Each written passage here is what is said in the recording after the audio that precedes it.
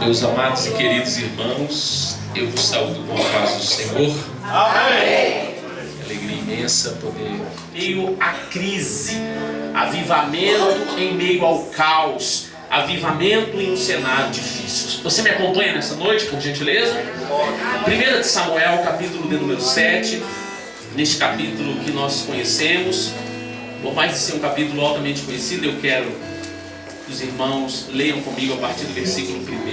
Eu prometo com os irmãos que não vou ser extensivo.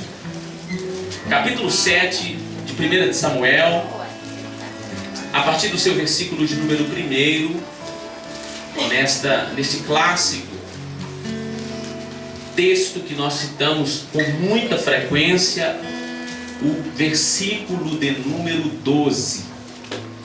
Diz assim a eterna palavra de Deus: E vieram os de Quiriate-Jearim e levaram a arca do Senhor e a puseram na casa de Abinadab, situada na colina. E santificaram ou consagraram Eleazar, seu filho, para que guardasse a arca do Senhor. Desde o dia em que a arca chegou a Quiriate-Jearim, passaram-se muitos dias, 20 anos, e toda a casa de Israel lamentava após o Senhor. E falou Samuel a toda a casa de Israel, dizendo: Se de todo o vosso coração tornastes ao Senhor, e tiraste dentre vós os deuses estranhos, os astarotes e os balins, e preparai o vosso coração ao Senhor, e só a Ele servi, e Ele vos livrará da mão dos filisteus. Então os filhos de Israel tiraram os balins e os astarotes, e serviram somente ao Senhor. Samuel disse: Reúna toda Israel em Mispa, e eu orarei por vós ao Senhor. E reuniram-se em Mispa, e tiraram água, e derramaram água diante do Senhor, e jejuaram naquele dia, e ali disseram contra o Senhor, pecamos. E Samuel julgou os filhos de Israel em Mispa. Quando os filisteus ouviram que os filhos de Israel estavam reunidos em Mispa, subiram os principais dos filisteus contra Israel. E ouviu isso os filhos de Israel e temeram aos filisteus. Então disseram os filhos de Israel a Samuel: Não cesses de clamar por vós ao Senhor, por nós ao Senhor, nosso Deus, para que nos guarde da mão dos filisteus. Samuel tomou um cordeiro que ainda mamava e o sacrificou inteiro no holocausto ao Senhor. E clamou Samuel ao Senhor por Israel, e o Senhor o ouviu. Aconteceu que, quando Samuel sacrificava o holocausto, os filisteus chegaram para pelejar contra os filhos de Israel. Mas o Senhor trovejou naquele dia com grandes trondos sobre os filisteus e os aterrorizou, e foram vencidos diante de Israel. Saíram os filhos de Israel de Mispa, seguiram os filisteus, ferindo-os até Bet-Cara. E tomou Samuel uma pedra, e a pôs entre Mispa e Sem, e chamou-lhe Ebenezer, dizendo: Até aqui nos ajudou o Senhor. Quer ver como é que você sabe? 1, 2, 3. Até aqui nos ajudou o Senhor. Pode tomar o seu assento, por gentileza. Aleluia. Meus queridos e amados irmãos, eu procuro ser bem objetivo nesta noite, mas eu acho altamente necessário para que nós tenhamos uma compreensão clara do texto que acabamos de ler, que venhamos fazer pelo menos algumas considerações referente ao cenário histórico do qual nós estamos situados nesta leitura. É bem verdade que este texto está inserido dentro de uma seção histórica bem conhecida de nós. Sempre que nós passamos pelo Antigo Testamento, nós sempre temos uma observação dentro desta sequência narrativa e histórica, porque assim passamos a ter um conhecimento melhor sobre esta relação judaica-cristã, esta influência profética veterotestamentária que influencia a igreja do nosso tempo.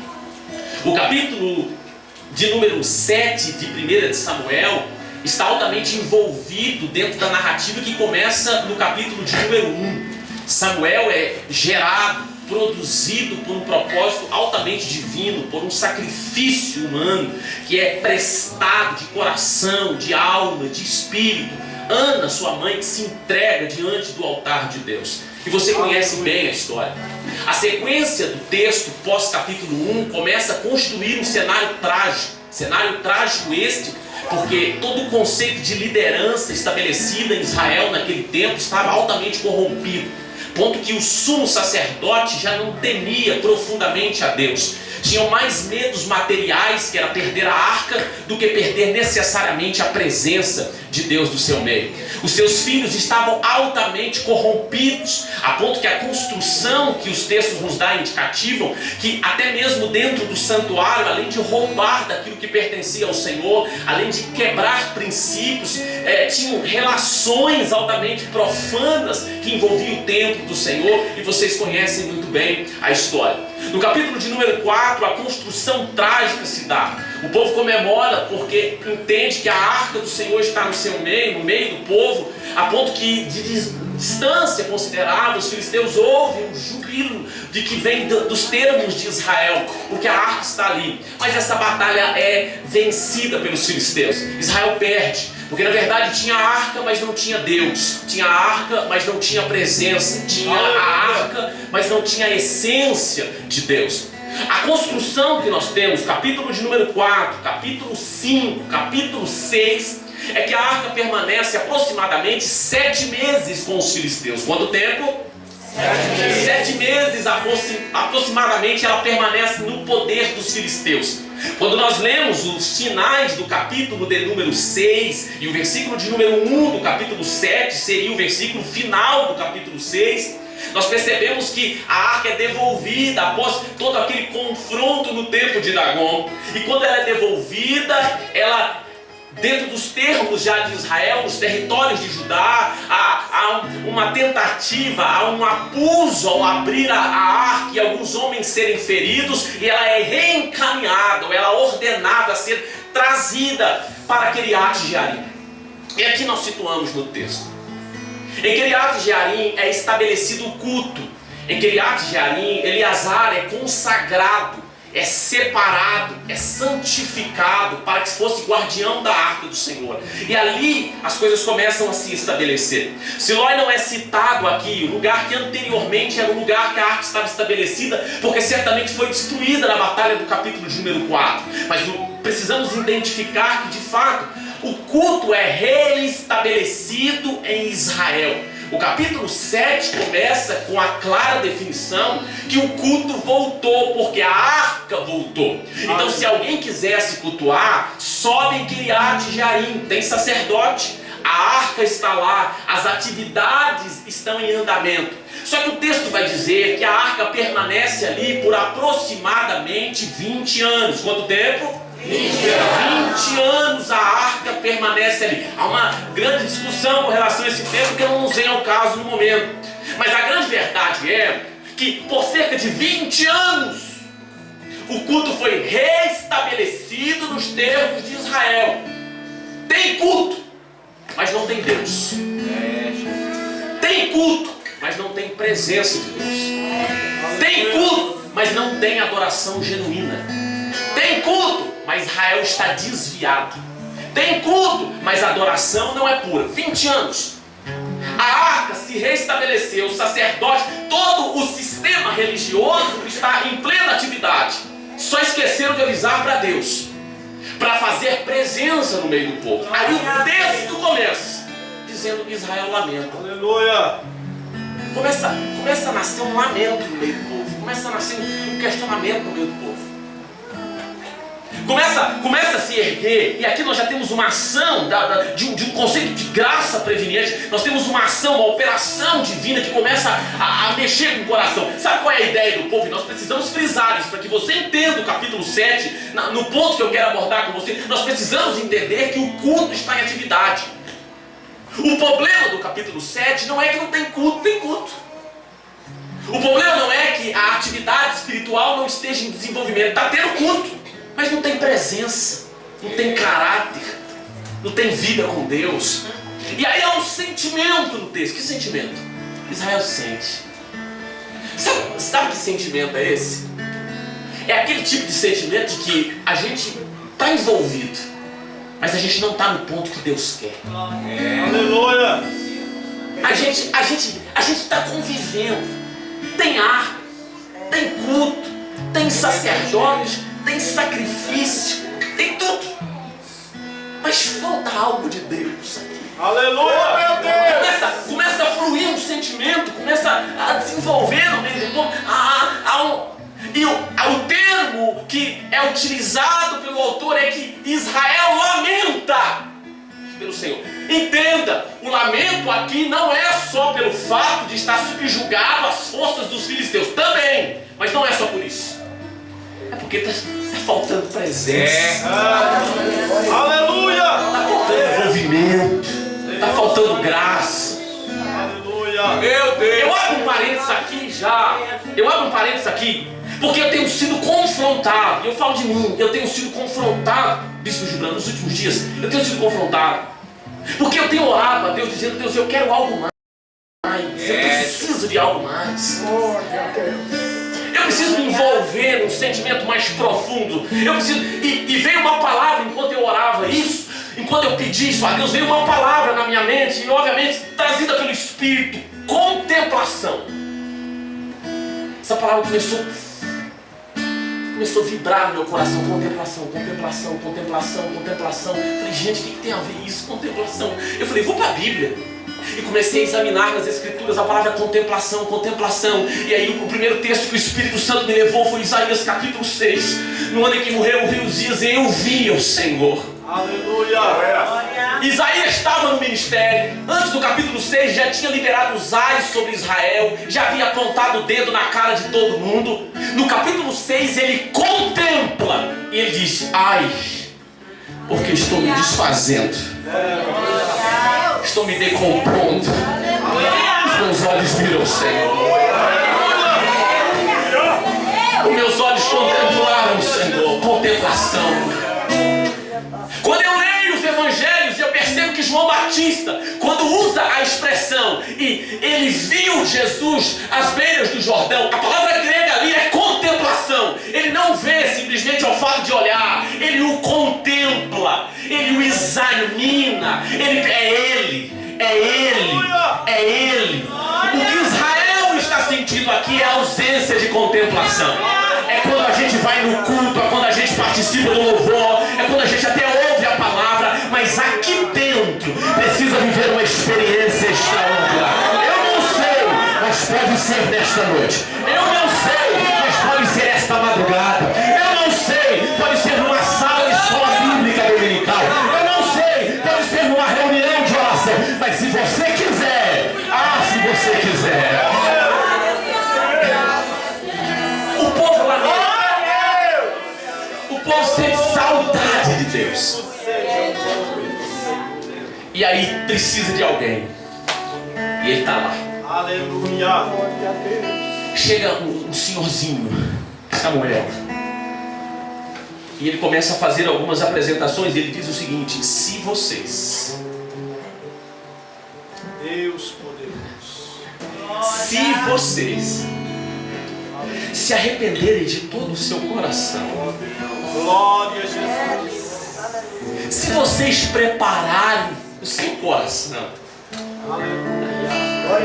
se vocês tirarem de entre vocês os astarotes, os balins, se vocês tirarem de dentro de vocês os deuses estranhos, o Senhor vos livrará. Aleluia. A resposta para o povo naquele momento é de alguém que não perdeu o posicionamento. Glória a Deus.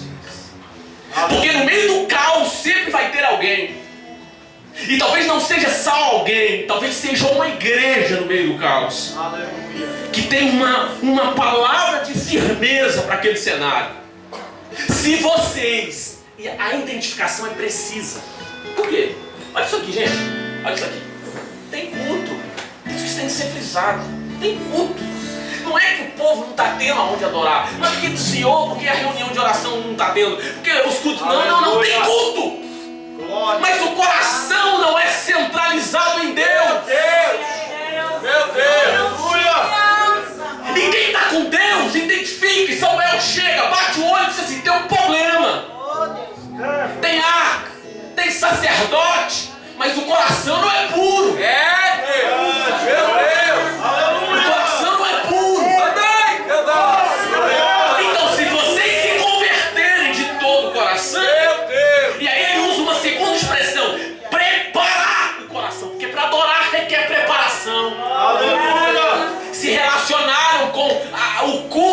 fenícios se relacionaram com o culto cananeu, que todo termo de promiscuidade, toda relação fora do padrão de Deus. Agora, se quer retornar, prepara seu coração. Aleluia! Organiza seu coração. E aqui que eu acho bonito, para sermos rápidos: tire de dentre vós. Aleluia! Sabe qual é o problema? Kiriat Jearim estava a cerca de 15 quilômetros, especificamente nas regiões geográficas de Jerusalém.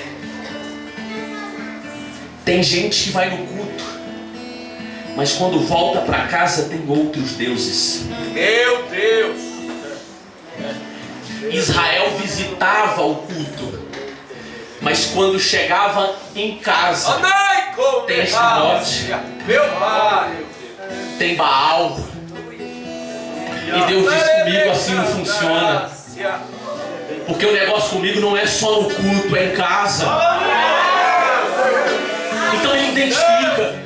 O problema de vocês é que vocês até vão atrás de Deus, mas não abandonam os seus deuses. Meu Deus! E alguém cheio da autoridade identifica. Então, se vocês tirarem, agora escute isso aqui: avivamento está relacionado mais com percas do que com ganhos. Aleluia! Avivamento bíblico, avivamento histórico está mais relacionado a perder do que a ganhar. Meu Deus! No avivamento a gente mais perde do que ganha. Porque a mentalidade que a gente tem de avivamento é: nossa, vai vir um poder, nossa, vai vir uma unção, nossa, vai tremer tudo. Mas na verdade a máxima do avivamento é: você está disposto a perder para ganhar?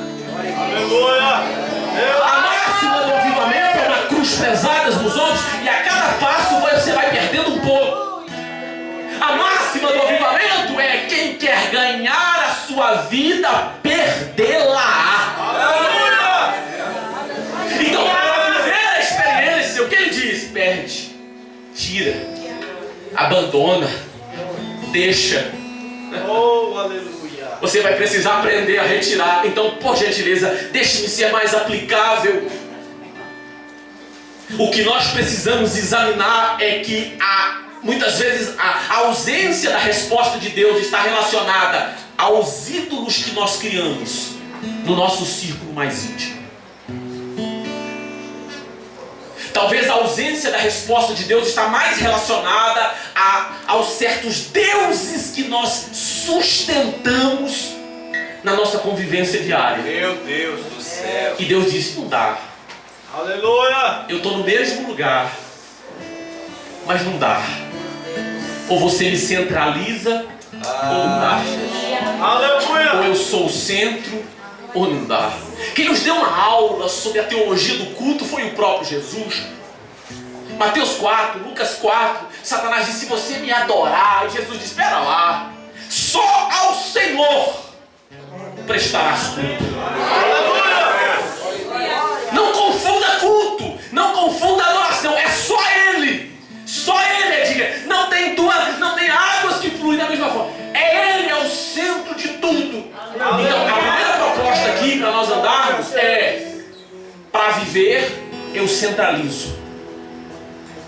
Então, entenda a vida profunda com Deus como de fato a Bíblia a define, um caminho estreito. E a cada passo que damos, ele vai se estreitando ainda mais. Aleluia! Porque Deus nunca vai aceitar o plano dele. Deus nunca vai aceitar a segunda opção. Ou eu sou o centro ou não me envolvo. Ou eu sou o centro ou não conte comigo. Ou eu sou o centro ou me deixe de fora disso. A proposta que se cria é exatamente esta: centralize o seu coração no Senhor. Foque. E se vocês se prepararem e servirem somente a Ele, tirarem de dentro de vocês os seus líderes, e aí há uma ação. Porque nós temos uma promessa condicional no texto: aleluia! Ele vos livrará da mão dos filisteus. Aleluia! Só que tem uma confusão muito grande, principalmente no meio pentecostal, irmão. Vale a pena tirar um minuto para isso. Tem uma confusão terrível no meio pentecostal com relação à promessa. A Bíblia de fato tem mais de 8.000 promessas, é verdade. Mas 98% ou mais dessas promessas são condicionais. Estão condicionadas a uma decisão. Pouquíssimas dessas promessas são incondicionais. Ou seja, com base até propriamente no texto, Deus está dizendo: se vocês fizerem, eu faço. Se vocês forem, eu vou. Se vocês se moverem, eu me movo. Então aí a gente começa a criar aquele negócio: Deus me prometeu, Ele vai fazer. Deus me prometeu, Ele não é homem para que minta. E aí a gente começa a criar uma seleção de textos para tentar abordar, para segurar as nossas próprias teses. Mas a grande verdade é que talvez as grandes promessas que Deus te fez sejam condicionais. Elas estão condicionadas a uma decisão. Se você não fizer, Deus não faz. E aí a gente chega a dizer: mas quem tem promessa não morre. Ah, não morre. Está condicionado a uma decisão. Você não foi, Deus não foi. Você não estava, Deus não estava. Agora é bem verdade, existe na Bíblia promessas incondicionais. Elas não dependem do homem. Eu lhe mostro o arrebatamento da igreja. Não importa se eu vou estar pronto, não importa se você vai estar pronto, o tempo que Ele determinou vai acontecer de qualquer jeito. Aleluia! Não depende de nós. Promessas incondicionais é o que Deus disse para Abraão no capítulo 12, é o término do capítulo 12. Eu jurei por mim mesmo. O que é Deus jurar por Ele mesmo? Se você quiser eu vou fazer, se você não quiser eu vou fazer do mesmo jeito. A partir de agora eu tomei a frente do negócio. Aleluia. Eu decidi fazer. Eu quero fazer. Isso é incondicional.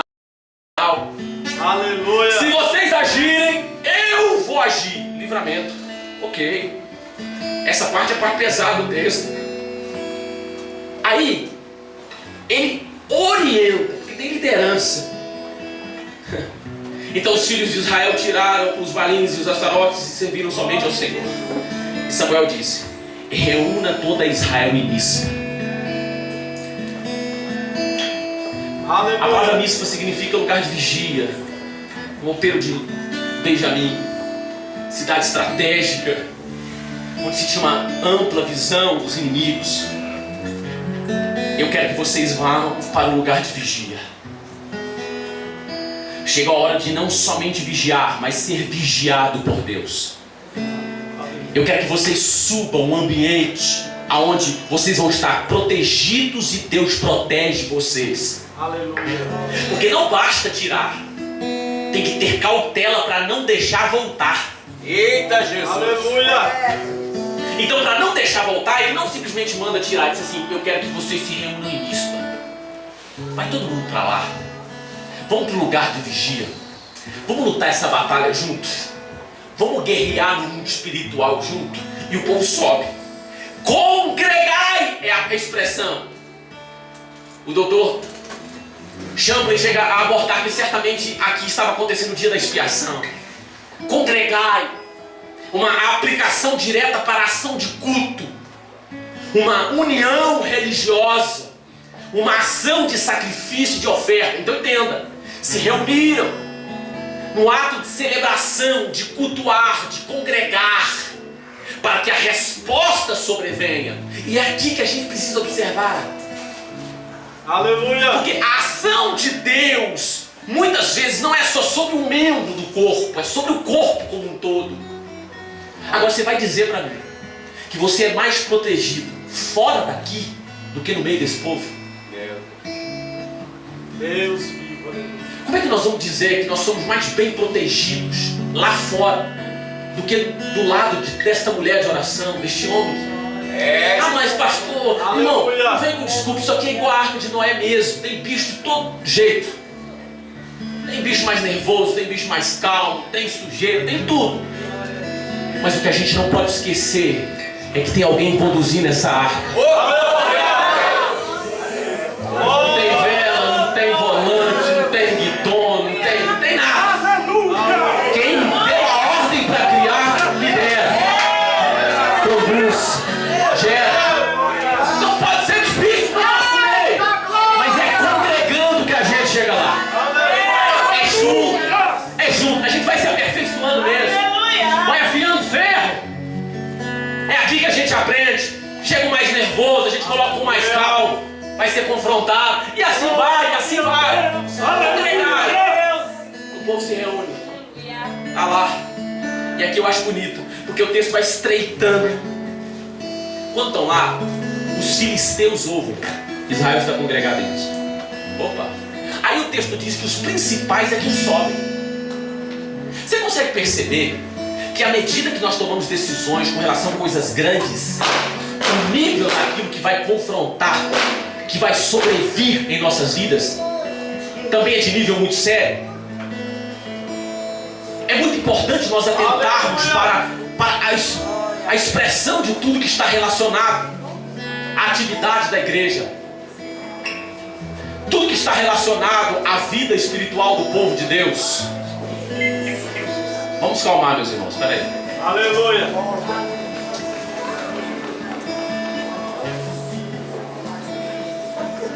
Vamos chegar para cá, todo mundo chega para dentro aqui, ó, vem para cá.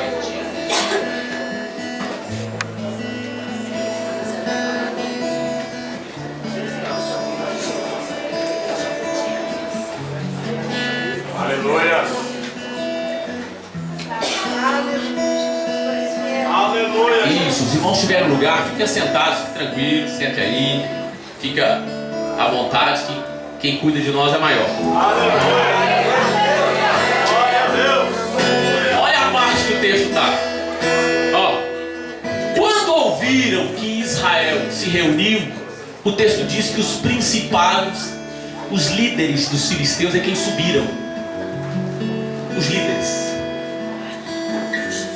Porque a medida da decisão que você toma, o inferno sabe a quem deve mandar. A liderança existe. O negócio parece ser sério agora. Então vamos mandar, vamos subir. Vamos confrontar toda a liderança. Agora vamos em direção. Vamos nos levantar. Vamos a combate. Mas o que o texto nos apresenta, a resposta disso, é uma sequência de pessoas que ouvem. Olha para mim, olha para cá. Aleluia. É uma sequência de pessoas que ouvem.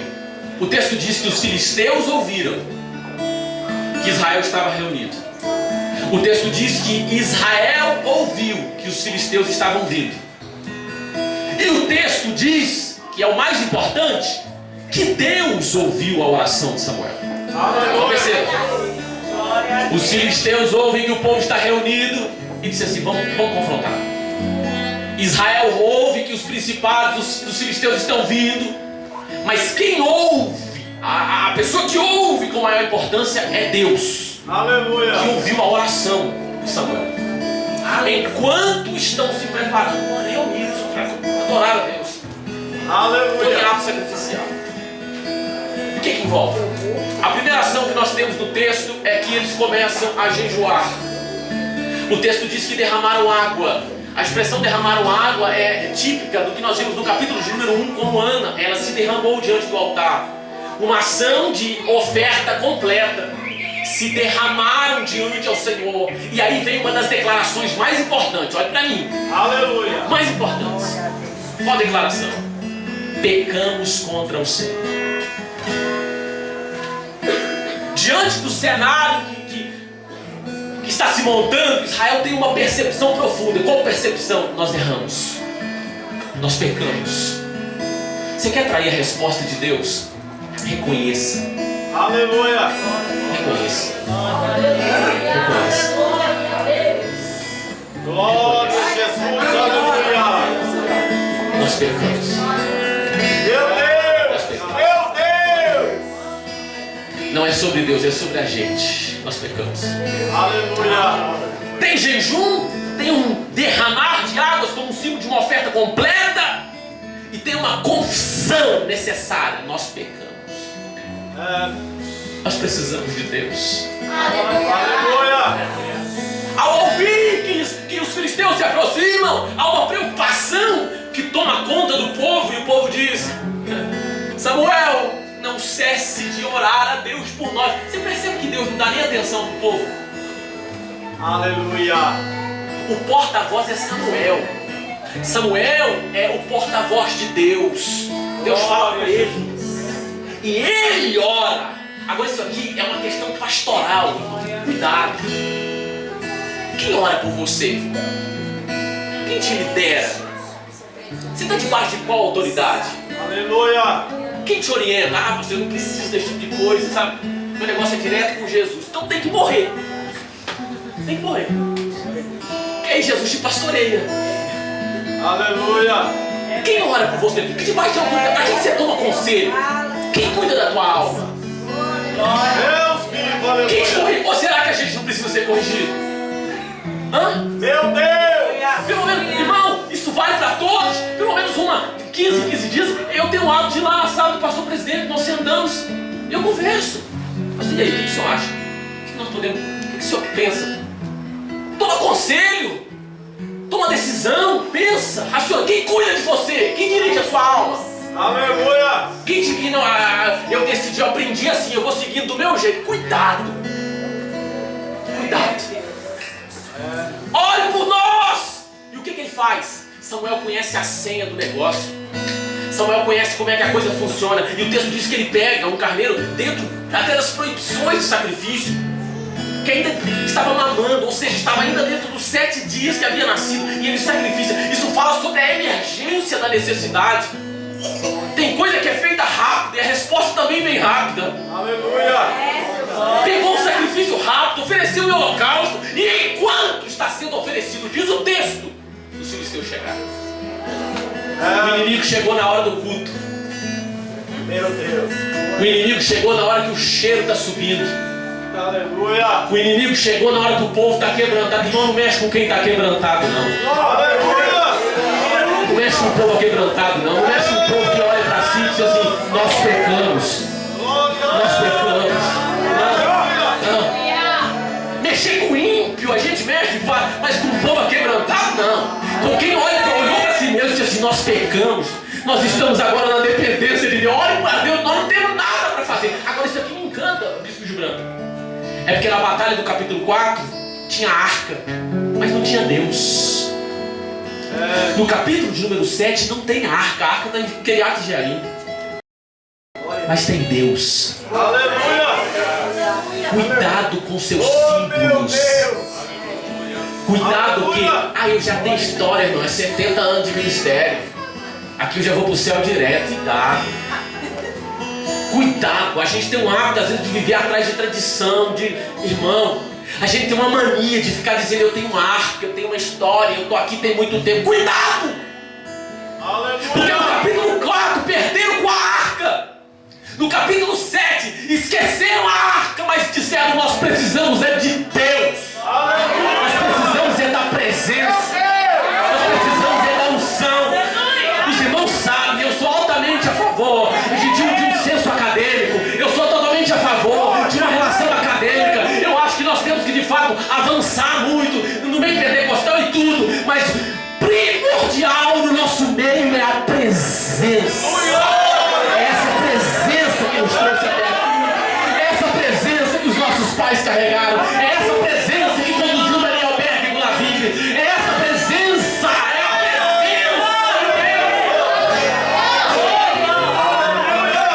A gente tem arca, a gente tem sacerdote, a gente tem culto, a gente tem liturgia completa, a gente tem belos templos, a gente tem toda uma estrutura externa, mas é bem verdade, está faltando a presença, está faltando a graça de Deus. Eu não estou dizendo de uma graça total, eu estou dizendo de uma graça daquela que a gente tem percepção, é Ele. Deus está aqui. É uma presença que é inconfundível, é uma graça perceptível no ambiente que a gente está. Isso é Deus, isso é coisa de Deus, isso é coisa que Deus faz. Oh Jesus, levanta tuas mãos e dê pelo menos 10 segundos de glória a Deus, a Ele, porque Ele é merecedor. Nós reconhecemos a necessidade da sua presença. Na hora do culto, Aleluia! sacrifício subindo, o povo quebrantado, Glória, o glória inimigo a Deus! chega. E agora? E agora? Bendito Vai fazer o quê? Não tem nada preparado para guerrear, o povo já está todo amedrontado.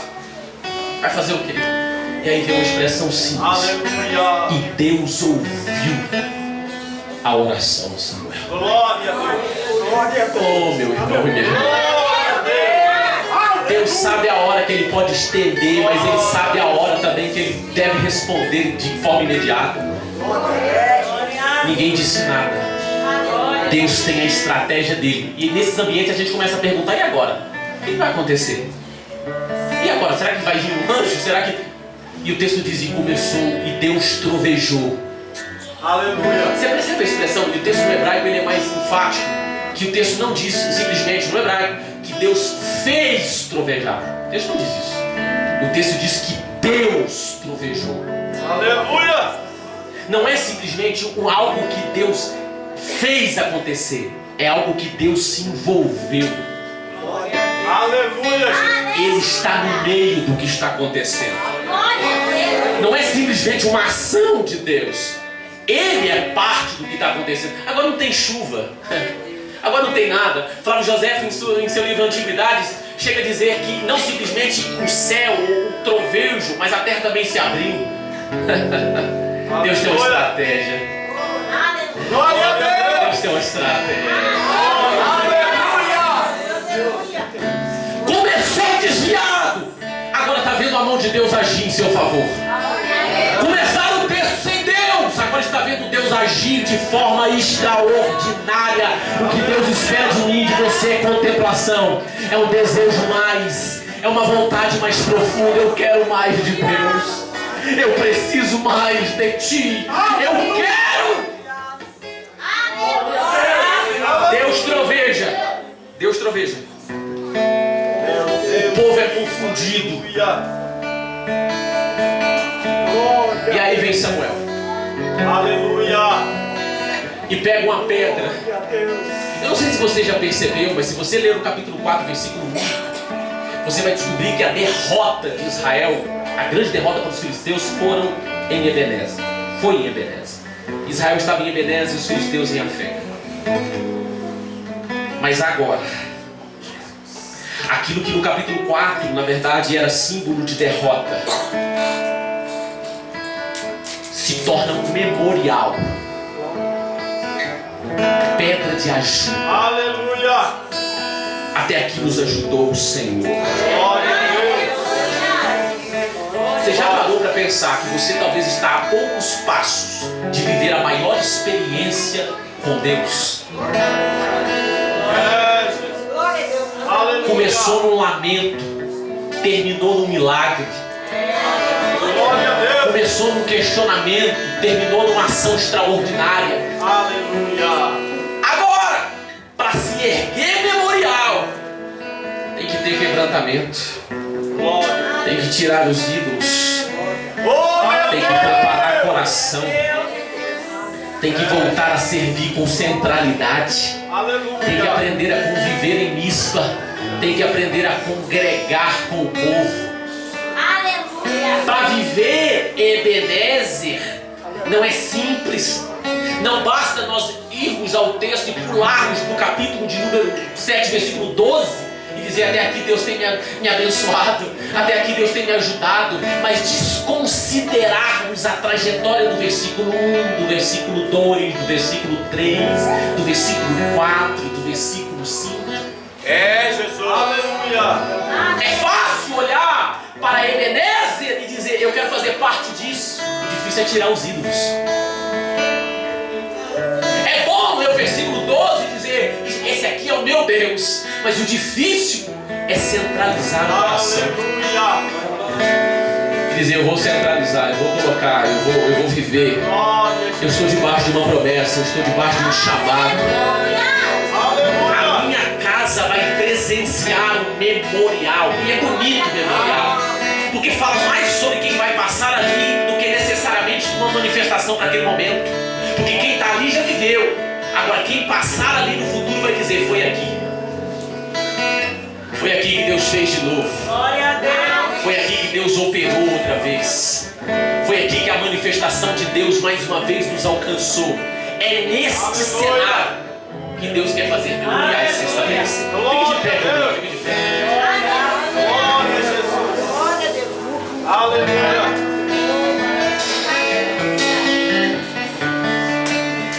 Deus vivo, aleluia. Todos os dias nós somos confrontados, todos os dias, a fazer uma digna observação. Aleluia. Deus vivo, aleluia. Como está a nossa verdadeira condição diante de Deus? Deus poderoso, aleluia. Está tendo culto, né? Tem sacerdote, tem liturgia. Meu Deus! Aleluia, Jesus! Mas eu preciso saber se tem Deus. Deus vivo, aleluia! Não, e não é uma observação simplesmente geral, por mais que o texto trate de um avivamento nacional. Deus quer saber se aí dentro Ele consegue. Talvez, eu não sei, meu irmão, talvez os ídolos que nós criamos são os que parecem ser mais significativos, os nossos semideuses. Talvez é a insistência de 4, 5 horas no Instagram, mas eu não consigo passar um momento com Jesus. Aleluia!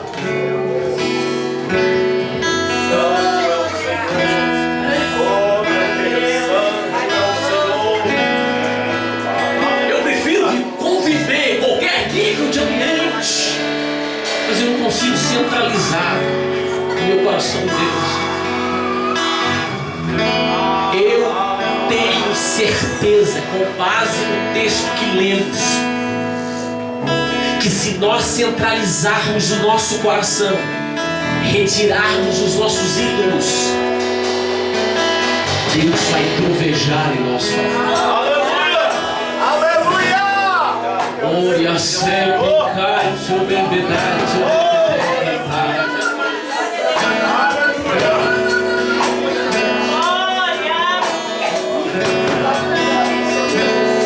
Você não vai ver de onde veio, você não vai ver de onde saiu, você vai ser o céu virando de uma vez.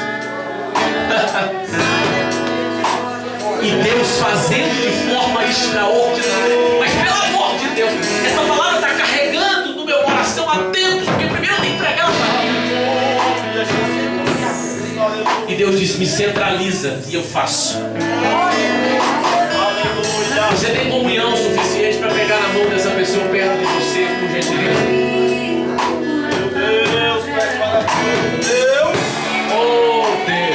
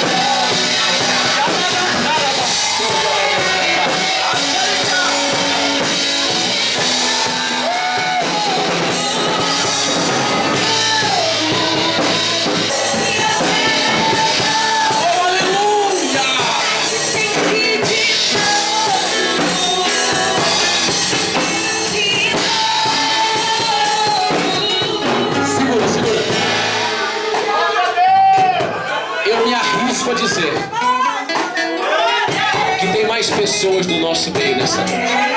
O céu te espera aqui na frente. Pastor, já confessei Jesus como meu Salvador, sim. Mas você precisa de contemplação. Pelo amor de Deus, não é essa vida que Deus quer que você leve. Deus quer gerar experiências mais profundas no seu íntimo. Deus quer gerar experiências mais profundas no seu íntimo. O céu te convida aqui na frente. O céu te convida aqui na frente. Sinta-se tocado pelo Espírito Santo de Deus. Aleluia!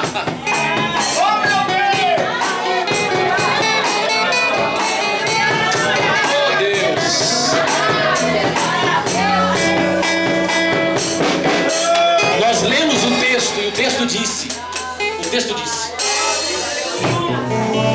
que se o povo se arrependesse, Deus o livraria da mão dos filisteus. Deus os livraria das mãos dos filisteus. E eu digo a este jovem nesta noite: as batalhas que você não pode travar, Deus te livrará. Haverá níveis de batalhas na sua vida que Deus dirá: esta batalha não tereis que pelejar, porque eu, Senhor, pelejarei por vós.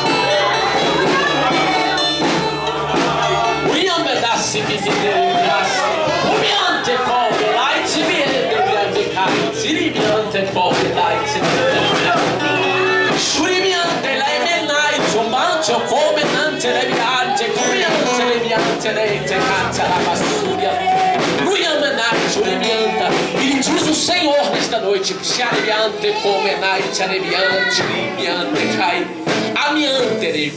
nesta noite eu te selo para um plano divino.